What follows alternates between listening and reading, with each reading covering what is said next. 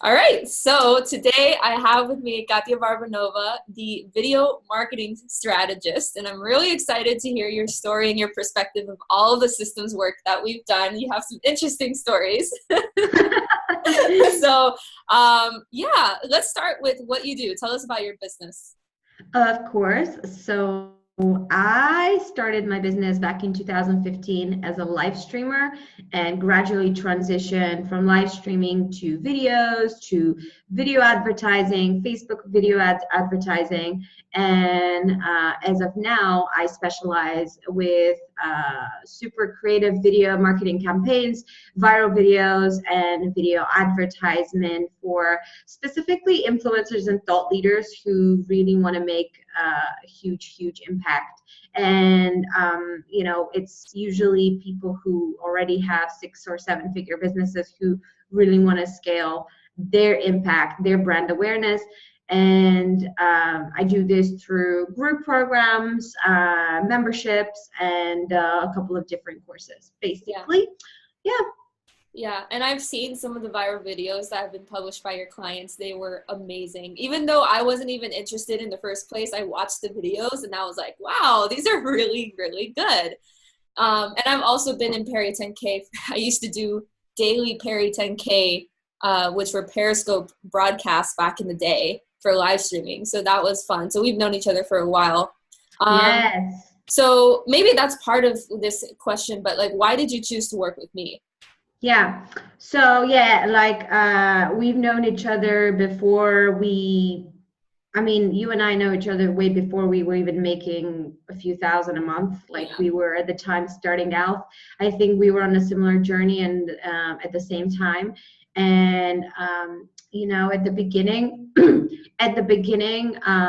I didn't really know you as this systems person. I knew you as Katya, the tech girl, because you were just, that was all you were doing for other people and for yourself. And, I think I've watched you over the years really get honing on what you like, and obviously saw you build bots for business and sell that in a very short period of time. And then another Perry 10K member started working with you, Olga, and she just told me that you were this magician that just for some reason makes things happen. And I think I was at a point where I just thought, well, maybe it's time to look at operations, because that just definitely was not my strength. But the main reason I picked you is because I knew you and trusted you already. And you're an ENFP. That's another thing. Most ENFPs are pretty trustworthy. So there's that. Yes. I love my fellow ENFPs for sure. So what, if anything, made you hesitate before deciding to work together? I think one, I wasn't really clear. I mean, I have to admit, I wasn't really clear what I wanted. I just knew I wanted to work less, and two, obviously, I just came out of paying off another big program. So to invest another big chunk of money into the business, it's not that the business didn't have it, but it was just like, oh my God, I just invested all this cash. Now I need to invest all this cash as well. So that was, of course, a little bit of a concern. In fact, I think I told you I'm going to have to check with my finance manager, because I've literally outsourced the payment decisions to her, because I can get carried away and overspend or underspend. So I had to check with her to make sure I can actually pay for it. So and then we did, and I think I sold a few more programs, and then it was like, oh, it's easy then, because I made extra money. So I think that was it. You from the program before, you had enrolled a lot of clients, and I think you were really bogged down by the work too. I think I remember you telling me that. So maybe it's that, but like, what did you want to change about your business or maybe your life before we started working together? Because I know you said you were unclear, but I do remember that one bit. Yeah. So I at the time was launching a beta program, which was going to be one-on-one. and I sold it out. I sold it out to 10 people. And I think I've never been a one-on-one person. I've always only had 2 people one-on-one at a time max. So the idea of having 10 one-on-one people at the same time was feeling a little overwhelming. But instead of waiting to happen, I just kind of wanted to prevent from the nightmare to happen. Like, I didn't want people to have bad experiences. I wanted to deliver a good program without feeling burned out, because it was what I was going to do for them was really creative work. And if I was overwhelmed, there was no way I could do my job. So I needed to be zen, and I needed to be very calm. And in my eyes, if I was systemizing everything else, then I can focus on the clients and I can focus on the sales, and everything else I don't have to necessarily bog down myself with. Yeah. Yeah. So let's talk about the progress that you've made towards that change. Let's get specific here. Like, it's been a crazy journey, to say the least. So let's start wherever you want to start. What progress have Okay, you made? so well, the first thing that we did really was obviously Perry 10K is our membership that we have, hundreds of members, and we have in a way that has always been my baby, the one that I spend the most time on. So one of the cool things that we did was we made sure that our community manager was up to speed with everything I used to do. So there used to be things such as approving applications and members and onboarding people that I used to do, that I thought that I could never delegate or outsource to somebody else. But I think we just created a nice way of delegating it to her so that she can take over and she can manage and welcome everybody. So now I could only focus on the sales. So that was one thing that happened. Another thing that happened was, I think one day you just told me, I said to you, oh, I just really want to not work weekends. And you were like, well, then don't. And I just stopped. And I Oh, was just that stopped. easy? It was that easy. Like, she just told me and I just did. It's funny because, I mean, it's not that I never do work on weekends, but I never schedule things on weekends. So let's say if I'm out and about on the beach and I feel inspired to jot down some ideas for my business, I would do it. But I would never intentionally say, right, on Saturday I'm going to work on this.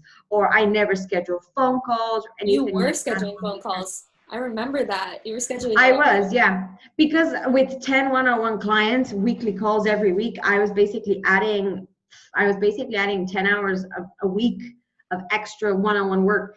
And one-on-one calls for me are really, really tiring. I really don't know how one-on-one coaches do it. I cannot have more than 3 to 5 clients, one-on-one clients at a time, without feeling significantly tired. So that was one thing that I did, just started taking the weekends off. And another thing was for the first time in the month of May, I pretty much had to take the month off. I mean, not that I had to, but I wanted to, because I was going through some personal stuff. Relationship breakups are never easy, and I knew I could force myself to work, but I tried one day to work, and I remember making so many mistakes, just like silly mistakes that I would not normally do, because my head was just not Yeah. in the right place, that I just thought, you know what, I'm just going to I didn't say to myself I'm going to take the month off, but I just said I'm going to take some time off. I don't know how long. It just ended up being about a month. And I just handed everything to you, handed everything to the community manager. We then went on to hire a project manager, and I just kind of left it to everybody to keep the show going. And of course, since it was the first time we hired them, the revenue, of course, wasn't higher than what we normally do. But it was enough to cover our minimums and to cover our basics, so that we don't necessarily struggle. So in a way, we had a month off in the business, but the business survived. So now that I know that, I'm like, oh yeah, I'll take another one in August, maybe. And maybe another one in December, who knows? Maybe I'll do this twice a year where I just take a month off. because why the hell not? I mean, Yes. if it can survive by force after a month of trying, I'm sure it will survive. Because I think originally my idea was that I wanted to make as much money as I possibly could in a short period of time. But having gone through some personal things, I've kind of realized that for the near future, I just want to live a little bit without losing the growth of my business. Yeah. If that means that I grow slower, but I live a life and have weekends off and have my evenings off, then so be it, you know? Yeah. And it sounds like what's important is the sustainability of the business, but also the consistency of growth. And now that you've hired the team needed to do that, the next time you take the break, the August, the December, whenever it is, that consistent growth is going to keep happening. It's not going to spike up because everyone's talking about it. Everybody's like, make 7 figures in like 30 days and like make a ton of money. But the hustle that goes behind that, it's like you kind of have to neglect your personal life. And that sounds like you don't want to do that. Yeah, I don't want to do that. No, I think I'm too young. I don't have a family, and I just I don't want to I don't want to be 40-year-old woman and look back into my life and go, oh, I worked my ass off, but what for? I don't have anyone to share this with. I don't have, and I think I think money comes and goes. As long as I'm good at making money, and as long as the business can, as long as I don't have to go back to a job and I can buy anything I want without restriction, I think I'm doing good, Yeah. Yeah. And as long as I'm helping people, and as long as people are getting results, as long as people are, my clients in general, when they come to me, they don't necessarily look for increase in revenue, but what they really look for is they want to see the impact visibly increase, and they want to see how they're seen differently. They want to see more response from their audience, and they want to see their audience bigger.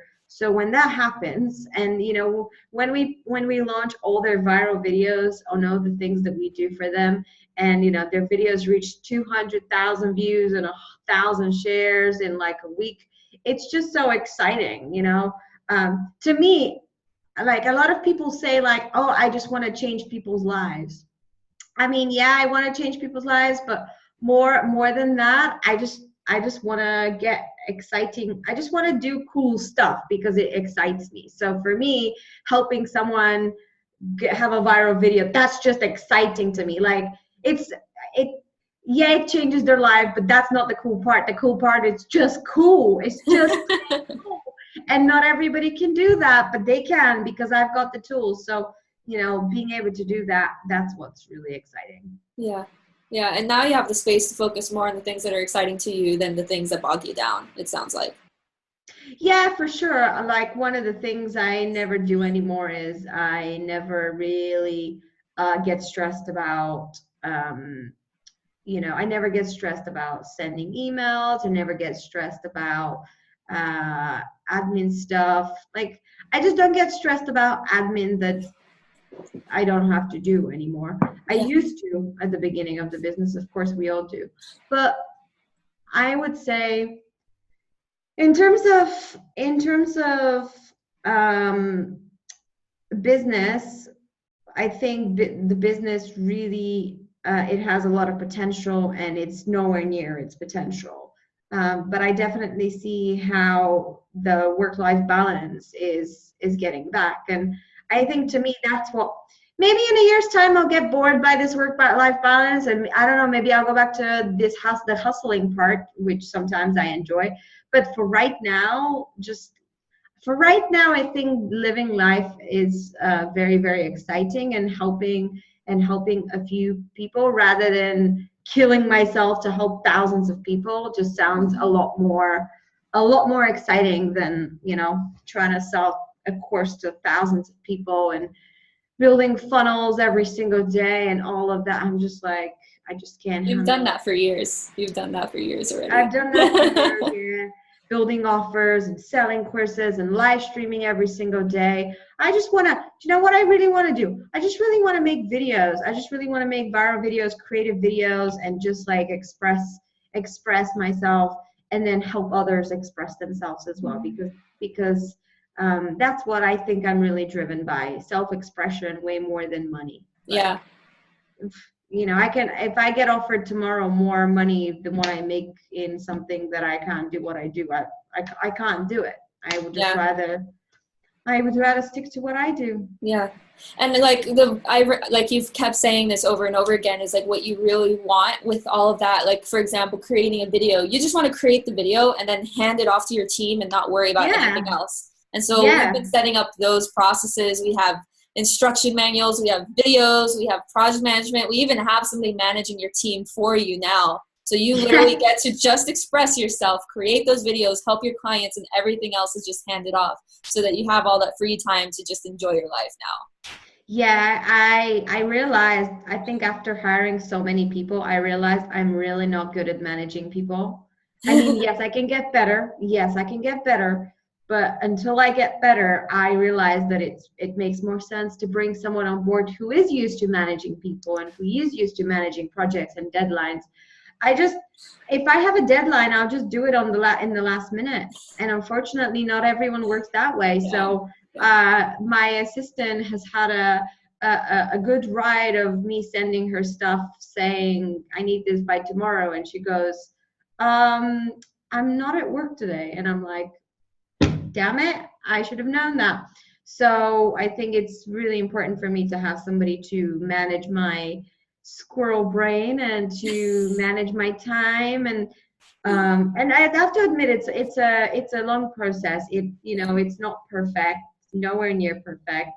I'm definitely not the most productive I've ever been, but I definitely am working the least I've ever worked, if that makes sense. But you've needed that space with everything that's happened. So I from just my personal perspective, from like the moment that, shit hit the fan in your life, it's like you've progressively become more and more yourself again. And that's really nice to see. Yeah, I think so. And it's just nice to know that, like, it's funny because like the way that the breakup happened was I made the final decision to just to completely release the relationship. But if I didn't have the financial security and if the business wasn't running smoothly without me, I don't think I would have made that decision at all. I think I would have begged. I think I would have like pushed and begged and desperately try to make it work. When in reality, I think the relationship, as much as it was amazing, it ran its course. But if I didn't have the finances that I had, I don't think I could have. And I think there's a lot of entrepreneurs maybe who are listening to this interview who may be stuck in a similar position. They want to leave. Maybe it's not even a relationship. Maybe you're living with your parents and you really want to leave your parents and you're sick of living with them, but you just financially cannot sustain it.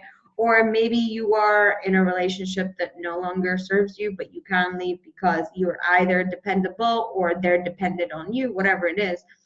And I think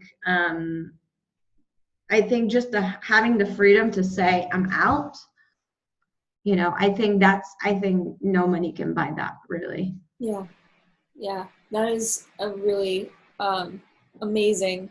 Because I remember being in that situation and feeling like, oh, so thank you for sharing. You feel like hopeless. You feel hopeless, and you feel hopeless when money. If you don't have enough money, you can feel hopeless. Yeah, but like even if you're making a lot of because I know people that are making a lot of money, like 6-7 figures, but don't have money, and I'm just like, so it's like they don't have a system for that. They don't have accountability for that. Like you have like your financial person. So it's like people who just like people who overspend and all that kind of stuff. I've been there. I've done that. Yeah, I've always been good with that, to be honest. I've always been an underspender, if I must say. I'm So, not. But I want to honor your time because I know you have an interview coming up right after this. So just moving on really quick, what do you most enjoy about working with me? I think that so obviously it's been a tough few months and I've had a few breakdowns. And I think I've just enjoyed the fact that I've had a few breakdowns with you, but you didn't break. Like I didn't break you.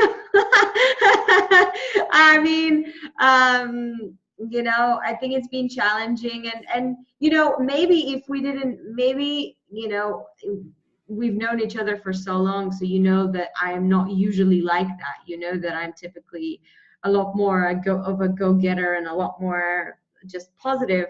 So it was just nice to not feel judged for it and just to have somebody who is more solution focused rather than problem focused. So um, that for sure. And then of course I enjoy the process of saying, Katya, can we do this? And then after a few weeks it's like it's done, and I'm like, oh cool.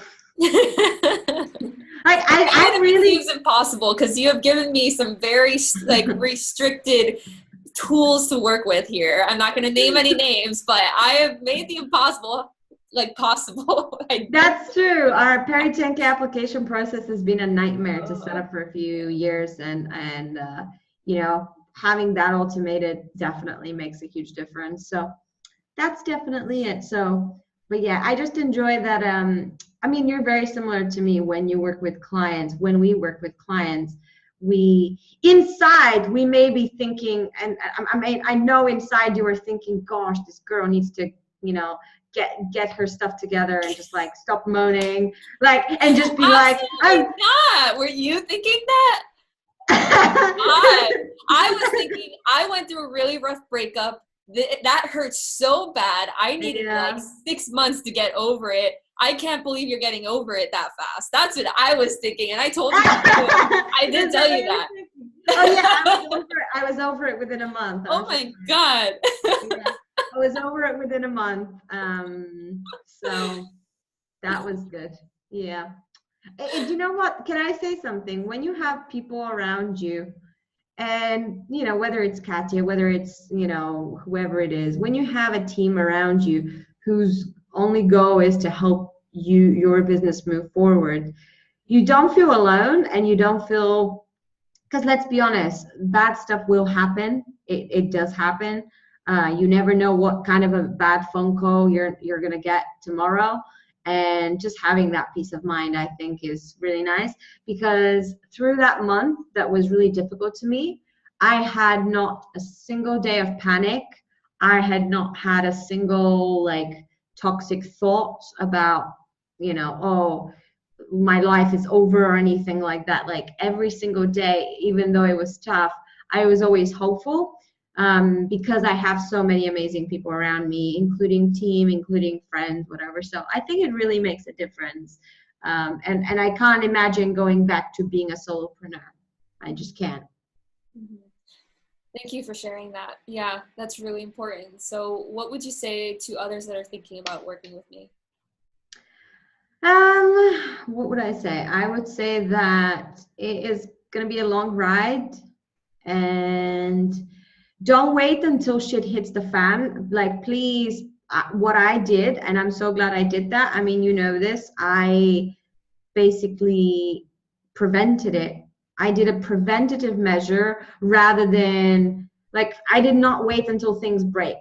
But I know that if I waited until things break, it may have gone really bad. So don't wait until things are really bad.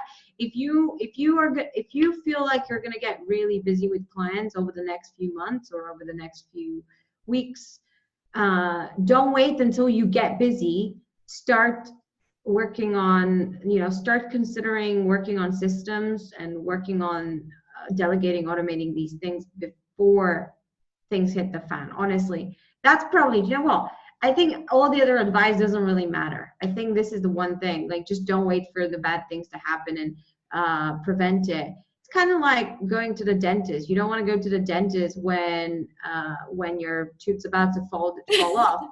Well, You you want to do, go, but you want to go before yes, that too. you want to go check it out to make sure it's not going to fall off, and then to prevent it from falling off. You know what I'm saying? So.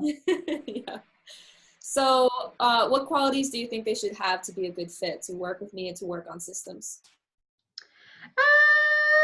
I mean, you're an ENFP. I think you can manage any personality. You're just we're chameleons when it comes to. But one thing I would say is if you and maybe that's something for me as well. Like if you aren't used to taking responsibility for your own results, you may fall into a trap.